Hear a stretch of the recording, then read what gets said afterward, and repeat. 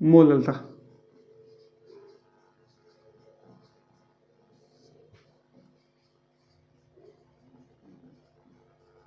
Molality, इसे small m से represent किया जाता है। देखिए उसमें क्या था, 1 लीटर विलेय में उपस्थित विलेय के मोलों की संख्या, यहां पर क्या हो जाएगा, 1 लीटर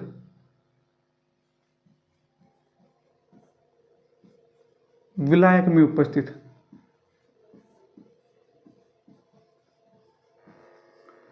1 लीटर विलायक में उपस्थित विलेय के मोलों की संख्या, विलेय के मोलों की संख्या क्या कहलाती है, हमारी मोललता कहलाती है। बस इतना सा।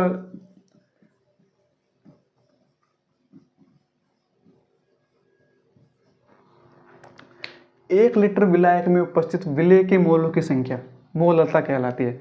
मोलरता, अब जैसे कि यदि हम मोलरता और मोलरता अगर हम नहीं पढ़ेंगे और ध्यान नहीं दिया तो यह हमें बहुत डिफिकल्ट टॉपिक लगता है कि मोलरता कैसे ज्ञात करेंगे, मोलरता कैसे ज्ञात करेंगे।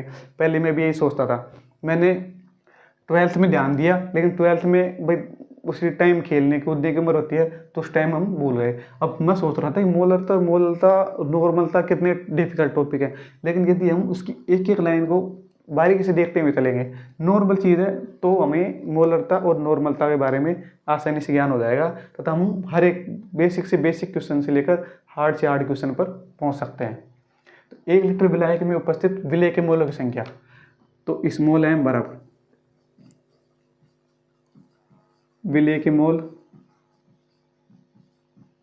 बटा विलायक का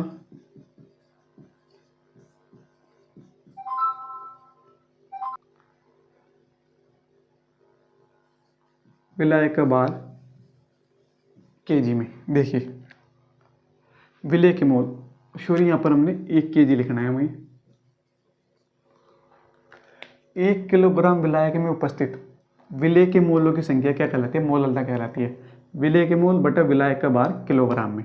तो देखिए इसे वही हम खोल के लिख देंगे, विलेय का दिया हुआ बार जो हमें दिया गया होगा बटा विलेय का अणुभार इंटू, अब देखिए किलोग्राम में, विलायक का बार किलोग्राम में, तो इसे हम W/G, ये तो हमारा, अगर ये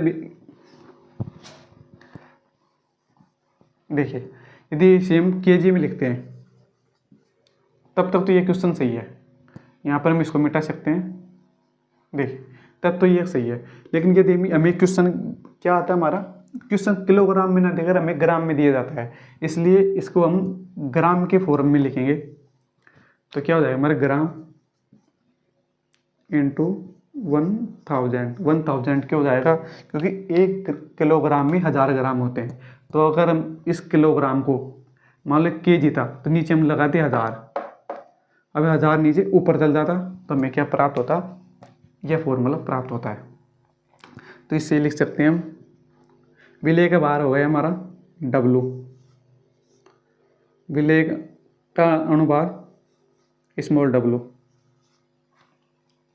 इंटू 1000 अपॉन W ग्राम में। ये क्या है हमारा विलायक का अणु, विलायक का बार है हमारा, क्या है विलायक का बार, विलायक उसमें क्या था विलियन, इसमें विलायक है, दोनों अलग अलग टॉपिक हैं, विलियन और विलायक। मोलरता में विलियन आता है, ये आता है इसमें विलायक किलोग्राम में। तो यदि अगर मैं क्वेश्चन आता है जैसे कि 4 ग्राम NaOH, वही क्वेश्चन ले लेते हैं हम, वही क्वेश्चन होगा हमारा। देखिए क्वेश्चन 4 ग्राम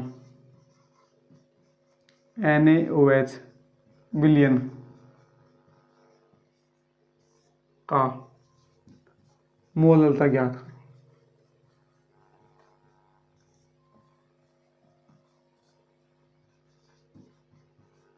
देखिए आंसर 4 ग्राम तो ये हो गया हमारा विलेय, हो गए 4 ग्राम इंटू 1000 हमारा फॉर्मूला का है।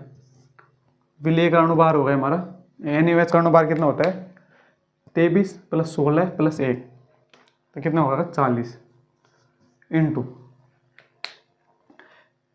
भाई 4 ग्राम NaOH का विलयन है, पूरा विलयन है 4 ग्राम NaOH उसमें घोला गया है, तो विलयन मान लीजिए विलयन होगा 4 ग्राम में 100 ग्राम विलयन हो गया, 4 ग्राम हमारा हो गया